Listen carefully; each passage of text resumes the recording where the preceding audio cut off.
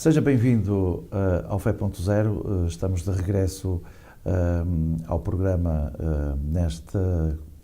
nesta época de Quaresma.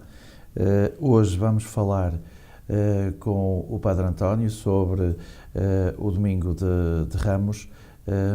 É com muito gosto que o tenho cá, Sr. Padre. O gosto é todo meu. Muito obrigado, Paulo. E muito obrigado por ter aceitado o nosso convite.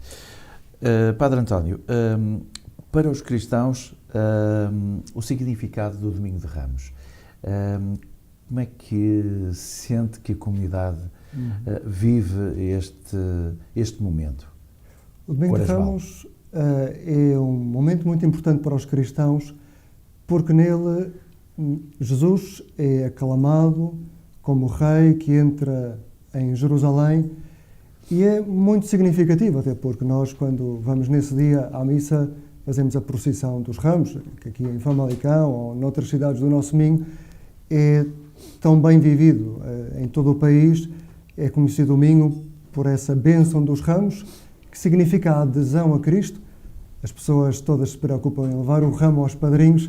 Também pode ser deixado em casa durante todo o ano até ao próximo ano, até à próxima Páscoa.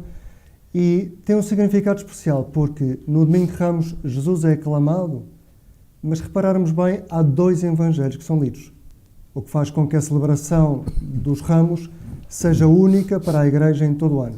Numa missa nunca se lê dois evangelhos. Porquê é que se lêem dois evangelhos? No primeiro lê-se a entrada de Jesus, aclamado como rei. No segundo evangelho lê-se toda a paixão, isto é, todo o caminho de Jesus até à cruz, a via sacra, terminando com a sua morte. Por isso, é um momento em que os cristãos sentem a coerência de Jesus, que é aclamado como rei, mas que ao entrar naquela cidade que o aclama, sabe que já vai ser rejeitado. No entanto, ele entra porque quer salvar a todos. Quantos de nós, penso que todos, muitas vezes somos aclamados e depois as mesmas pessoas que nos aclamam também nos rejeitam? É uma experiência de dor, mas à qual Jesus quis dar coerência. E nós somos convidados pela Igreja a manifestar esse amor de Deus que não deixa ninguém órfão e que quer também, quando as pessoas são rejeitadas, estar próximo. Deus, no domingo de Ramos, faz próximo dessa maneira. Sobretudo, eu penso que se vê muito bem pelos sentimentos de Jesus. Se nós agarramos na história do Evangelho, é muito interessante ver que Jesus, na véspera, estava em Betânia. E o que é Betânia? É a aldeia onde tem os seus três maiores amigos: Marta, Maria e Lázaro, Lázaro que ele ressuscitou. E o ambiente é um contexto familiar, é uma ceia na casa de um tal Simão. No entanto, ali estão também os apóstolos, um dos quais, Tomé, que, sabendo que ia para Jerusalém, disse: vamos também nós e morramos com ele. Ou seja, pressentia-se a um pré-anúncio da morte. No entanto, a expectativa é grande. Os apóstolos levam até espadas com eles, sabemos isso pelos evangelhos. Quando Jesus sai no domingo de Ramos, em direção a Jerusalém, são 6 quilómetros a pé que distam. O Senhor escolhe um caminho que nós sabemos hoje em dia, pela narração dos evangelhos, podemos ver até no Google Maps. O Senhor vai para Beftagé, que é uma aldeia a 2 quilómetros antes de Jerusalém, e ali pede para soltarem um burrinho. Porquê que é importante isto? Está no Antigo Testamento. O profeta Zacarias tinha dito que o Messias chegaria montado num burrinho. Aliás, Jesus mostra-se como rei, mas não por querer o poder. Mas também é um príncipe da paz. Havia aqui simbolismo até nisso, do burrinho, enquanto que o cavalo é considerado, simboliza a guerra, porque é mais possante. A entrada de Jesus em Jerusalém num jumento simbolizava a paz. Ele não ia para guerrear, não é? Mostra perfeitamente a identidade de Jesus. De tal modo que quando é em cima de um burrinho, um animal humilde, que nos fala da humildade de Jesus também, ele entra e as pessoas começam a cortar os ramos. Ramos de oliveiras, ramos de outras árvores que ali estariam, e começam a aclamá-lo. Um bocadinho como fazem os universitários também quando tiram as capas, não é? Para as pessoas passarem. Jesus acontece isso, começa a ser aclamado, E há dois momentos muito importantes. É que nós estamos a descer a ladeira do Horto das Oliveiras, o mesmo horto onde na Sexta-feira Santa Jesus vai rezar. E aí há dois momentos que culminam. O primeiro é que as pessoas começam a dizer aquilo que nós, quando vamos à Eucaristia, também dizemos. Hosanna, bendito aquele que vem em nome do Senhor. Hosanna nas alturas. Que era um grito familiar a todos os cidadãos de Jerusalém. Porque cada vez que havia um peregrino e batia à porta, pedindo hospedagem, abria-se a porta e, como não se sabia em que dia, em que ano, em que momento da história chegaria ao Messias, as pessoas diziam, bendito que vem em nome do Senhor. Porque era uma formulação que estava guardada para os dias do Messias. Quando vem Jesus, as pessoas imediatamente começam a proclamá-lo como Messias. Mas isto vem de uma profecia, de uma promessa feita no Gênesis, no início da Bíblia. O primeiro livro da Bíblia é o Gênesis, que Deus faz a Abraão e que lhe diz, em ti serão abençoadas todas as famílias da terra. Ou seja, em Jesus, todas as famílias, todas as pessoas, toda a humanidade será abençoada porque Ele vem para salvar todos. E isto é tão importante que no coração de Jesus estavam estes sentimentos. Ele vinha, não disse às pessoas para pararem de aclamar porque era importante que o reconhecessem como Salvador, mas ao mesmo tempo, Jesus, ao ser aclamado, possibilita que todos ouçam que Ele é o Messias. Repare, eu trabalho muito com jovens e com universitários.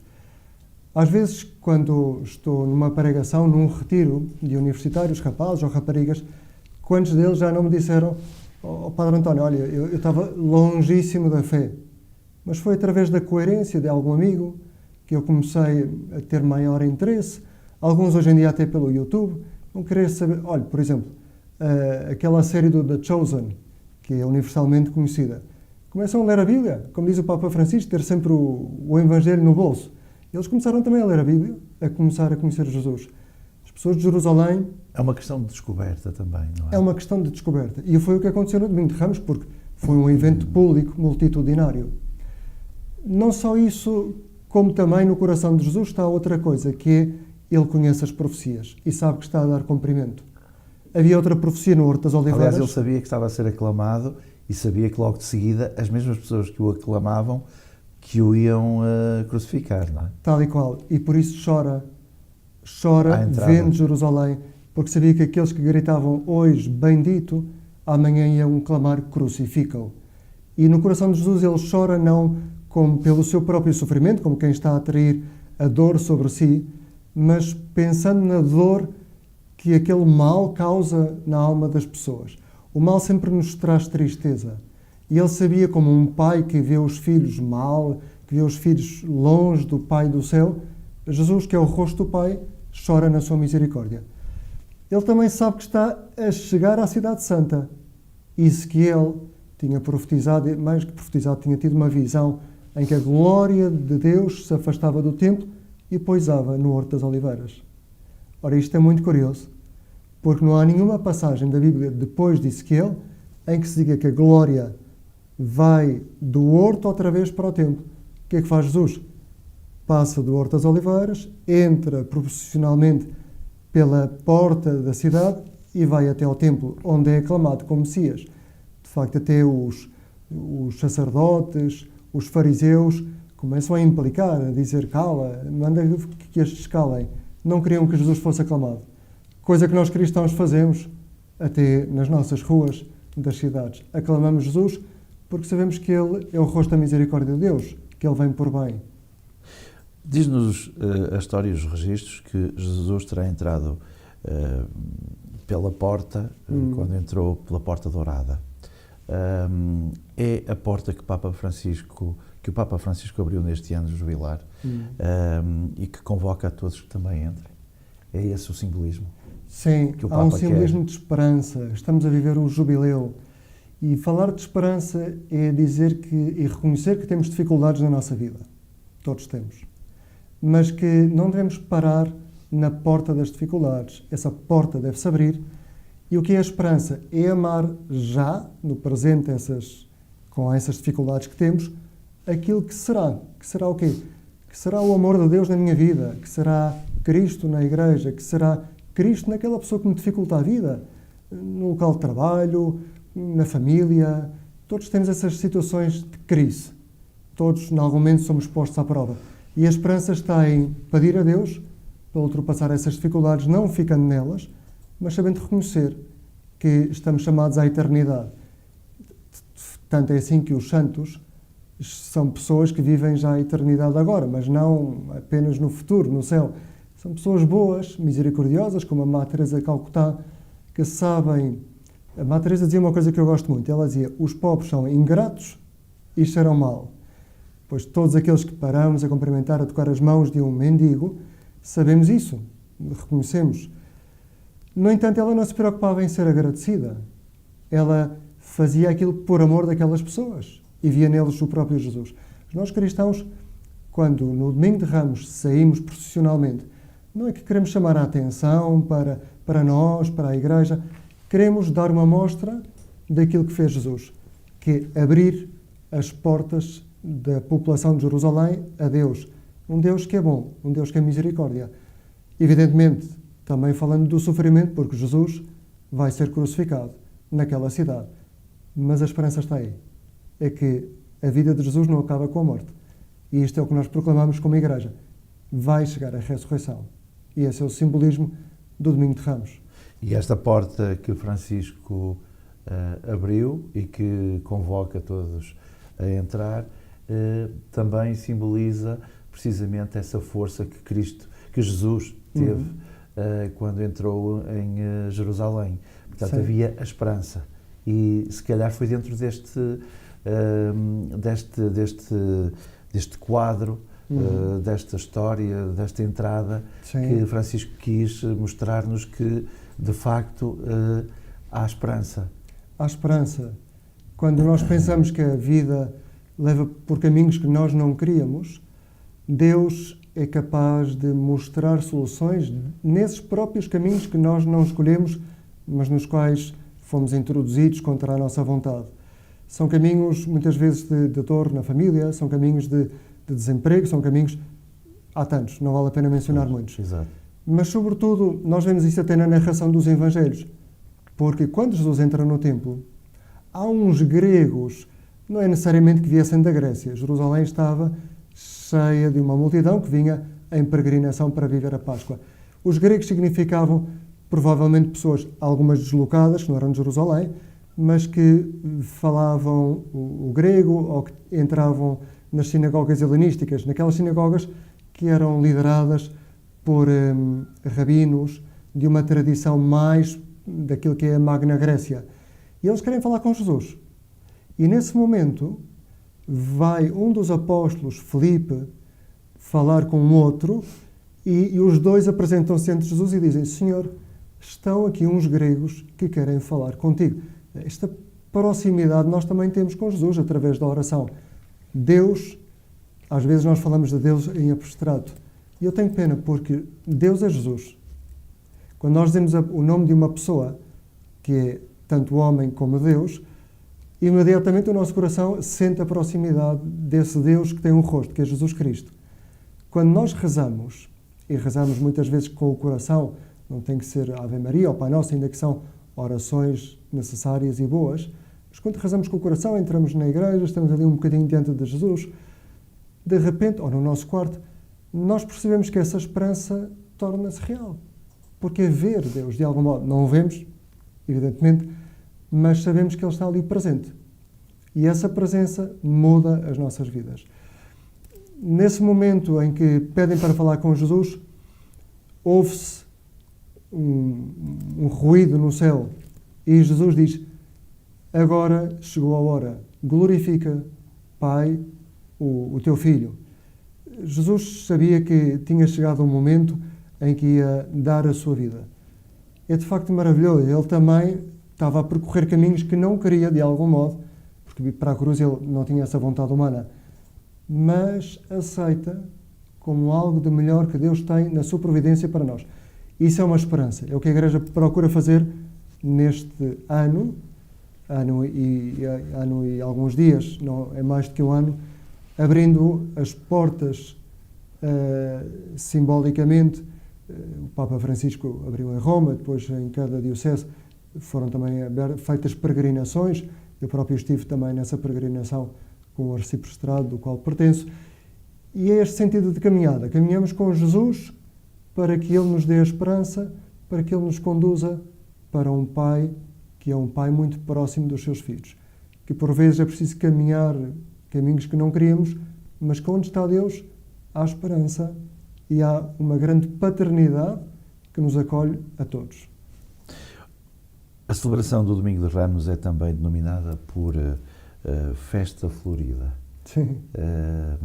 O que é que isto nos pode querer dizer? Dando a quem está em casa também, descrevendo um bocadinho o que é que isto pode dizer. Sim. Porquê Festa Florida? De facto, basta ver que os pórticos das igrejas muitas vezes se enchem com os ramos. E eu lembro-me quando era pequeno de estar a passar na rua e, enfim, as crianças têm mais ou menos o sentido, até porque na catequese me iam explicando, nas aulas de religião e moral, os tempos litúrgicos. Mas eu lembro-me de ver os pórticos das igrejas com os ramos e a mim chamava muita atenção, era tão alegre, sentia o desejo de entrar. E é isso que acontece.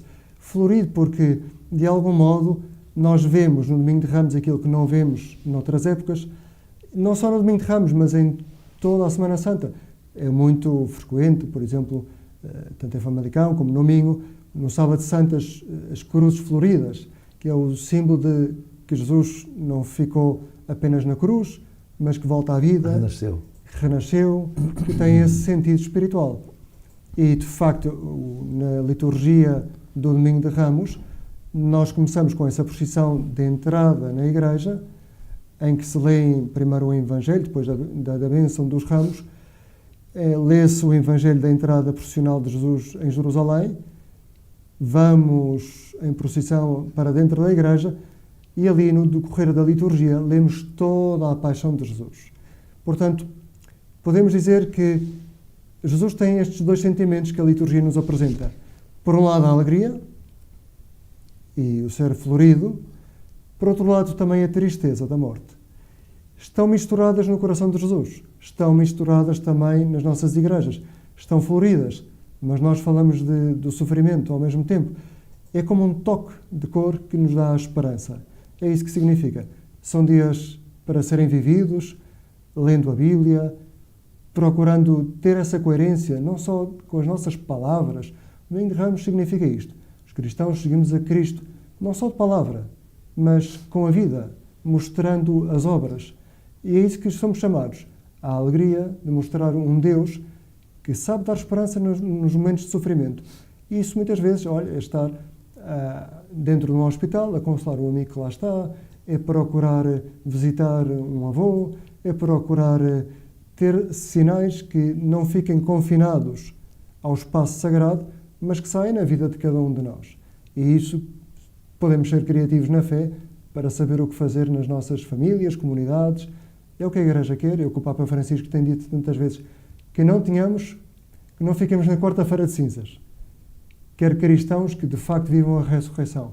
E é o que viveram os primeiros cristãos. E caminhando a Quaresma, não é? Caminhando com a Quaresma, procurando essa purificação daquilo que é o mal em nós, que todos sentimos, que somos ameaçados pelas fraturas interiores e muitas vezes exteriores, nas relações de amizade, laborais, nas relações com a família, mas que não fiquemos aí.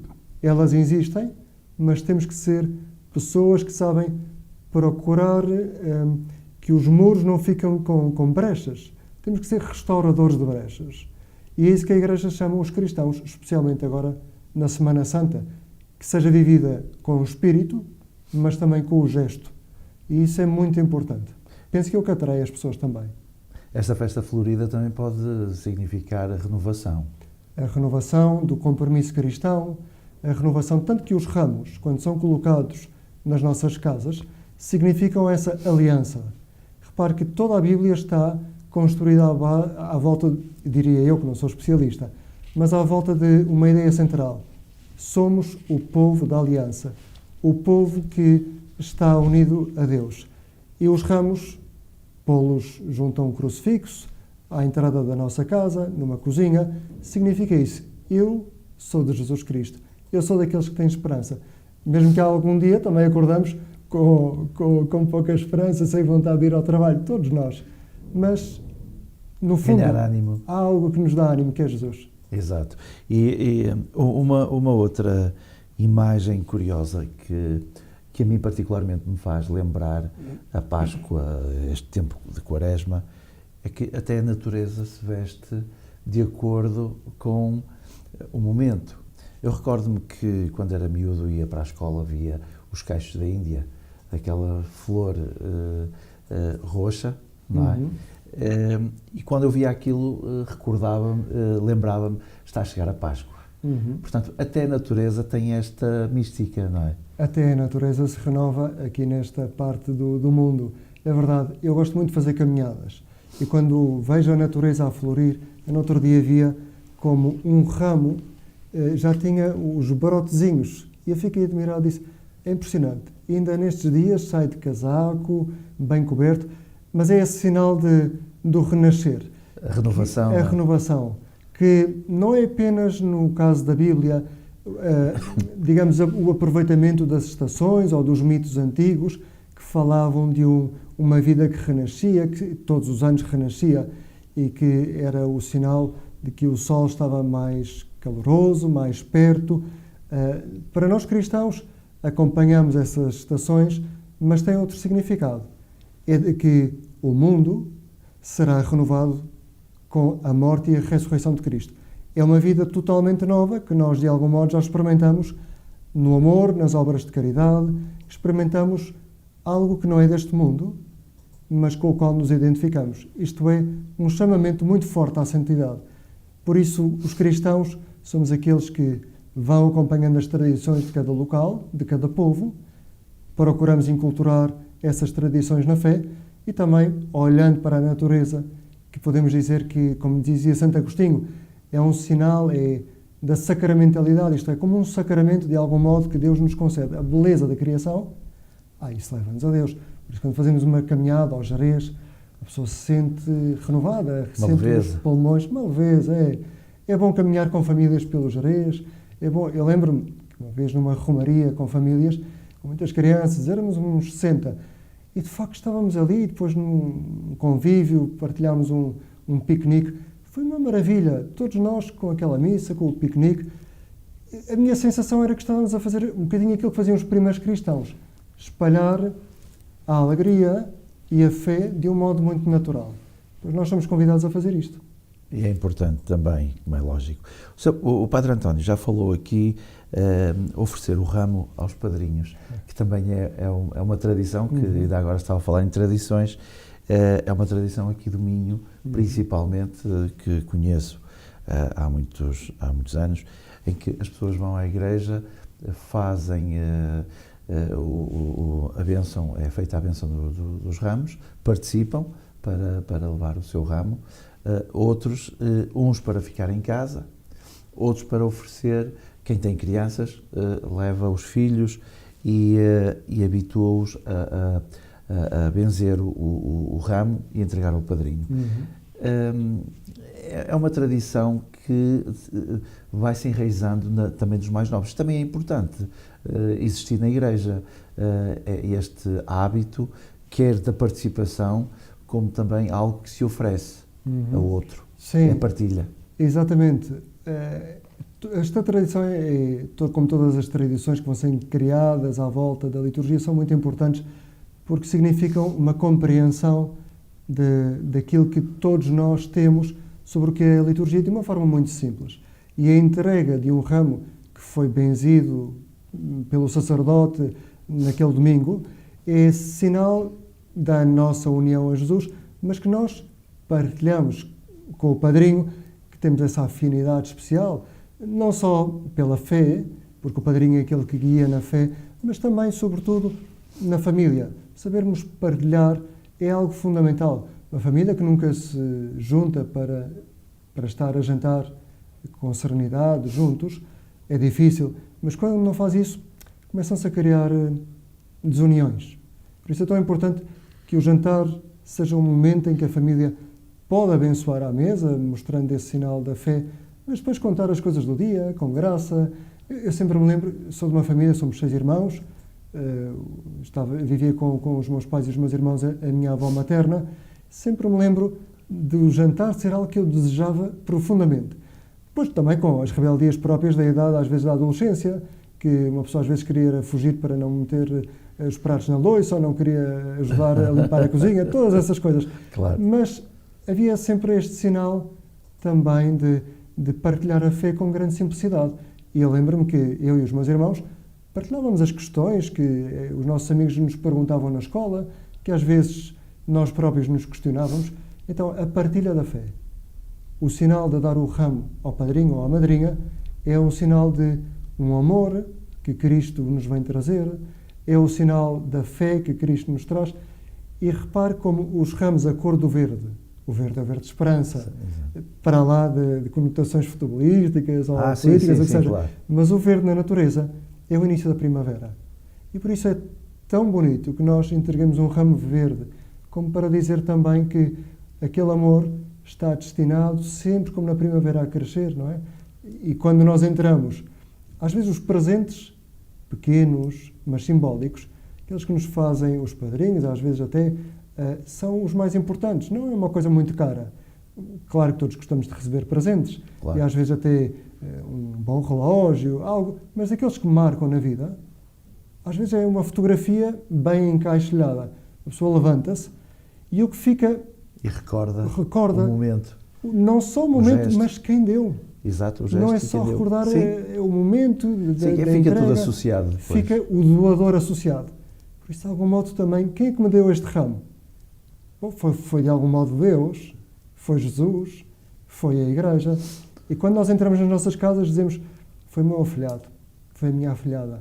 Recorda também Jesus, recorda a Igreja. Tudo junto, tudo fica unificado. Envolvido. É como um presente, como uma fita bonita, não é? Exato. Nós sempre olhamos. Neste caso, fica a fita, fica o conteúdo, fica tudo, o doador, sobretudo. Este momento também da oferta do ramo e quando eu dizia há pouco que estava a introduzir esta parte desta tradição, as pessoas também, eu recordo-me que guardavam, ainda guardam, presumo que ainda guardam, porque são tradições e que vão passando de geração em geração, guardar o ramo, e o Padre António ainda há pouco também falou sobre isso, guardar o ramo de um ano para o outro.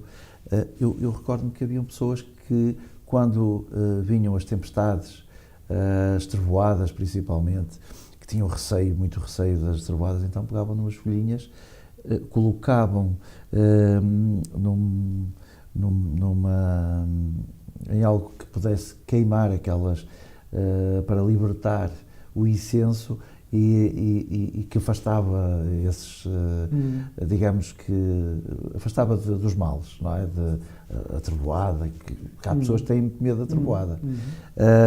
Isso também são práticas de calhar ancestrais, quer dizer, já vem de muitos anos, que se utiliza e que foi passando de geração em geração. Quando há as tempestades, então utilizavam também isso, que era a bênção, ajudava a livrar as pessoas desses perigos.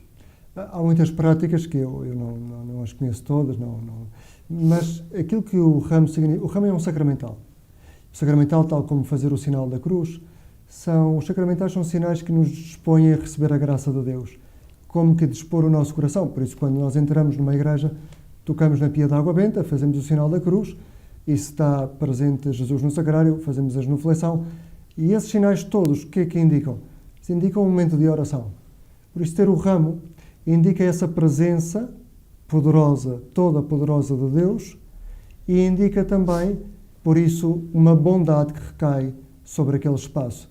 De algum modo é fazer-nos lembrar Deus.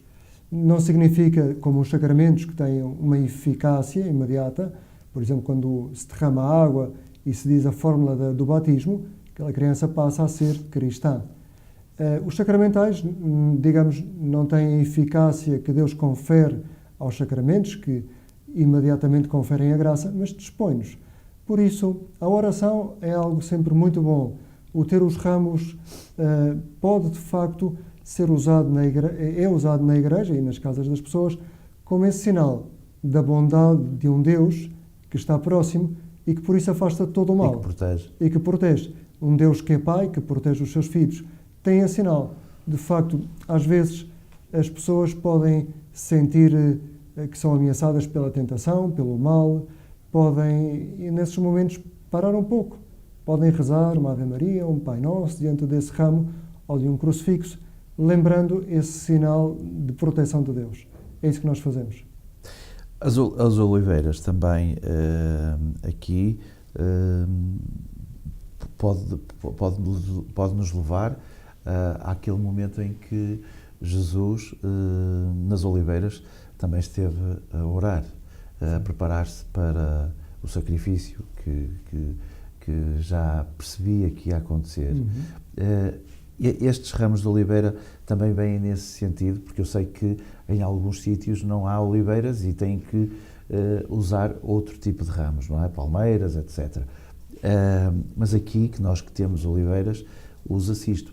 Simboliza também esse momento de oração de Jesus? Aí já estamos a entrar na Sexta-feira Santa, que não sei se agora convém porque estamos a explicar o Domingo de Ramos. Exato. Mas já está unido a esse momento. Já está a simbolizar também a passagem da oração de Jesus, que é sempre libertadora. Jesus, quando está num momento de grande sofrimento, ora ao Pai. E os ramos significam também, de algum modo, no seu simbolismo, podem significar isso. Dizer que algo é um símbolo significa que tem muitos significados ali contidos, que nem sempre são imediatamente claros para a mesma pessoa, mas que, em conjunto, nós podemos ver como num poliedro, desde várias perspectivas. E o ramo tem esse significado. Também tem o significado, o símbolo da paz, porque na Arca de Noé trazia a ave que chegou à Arca um raminho de oliveira. É o sinal da paz. Tanto que é usado em tantas instituições, até muitas instituições da ONU têm esse raminho da paz, daqueles que vêm dar a paz. Exatamente. Portanto, é um símbolo que nos expressa a oração nos momentos de dor, expressa também a paz que vem de Deus. Tem esse cunho. Muito bem. Estamos a terminar este programa dedicado ao Domingo de Ramos. E uma mensagem que o Padre António queira deixar a todos os cristãos que estejam também a acompanhar-nos em todo este simbolismo de Ramos.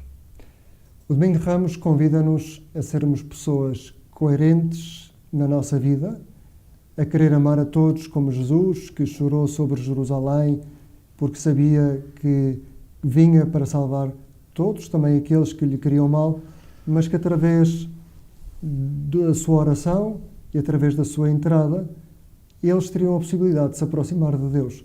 Por isso eu diria, com palavras, mas também com obras. Por exemplo, uma coisa muito simples seria agarrar, como diz o Papa Francisco no Evangelho, e ir começando ao longo da Semana Santa a ler as passagens em que Jesus entra em Jerusalém até à sua ressurreição. Pode ser uma forma diferente de viver este ano a Semana Santa de 2025. Muito obrigado. Agradeço por estar neste programa. Neste primeiro, que vamos nos encontrar em mais 2 programas, na preparação deste caminho da Quaresma que vamos ao encontro do Domingo de Páscoa. Hoje falamos, então, do Domingo de Ramos, a entrada triunfal de Jesus em Jerusalém, e que ficamos com esta imagem de que simboliza e que símbolo tem o Domingo de Ramos, retratado aqui pelo Padre António, que para a semana estará também connosco neste programa Fé.0. Boa semana e até ao próximo programa.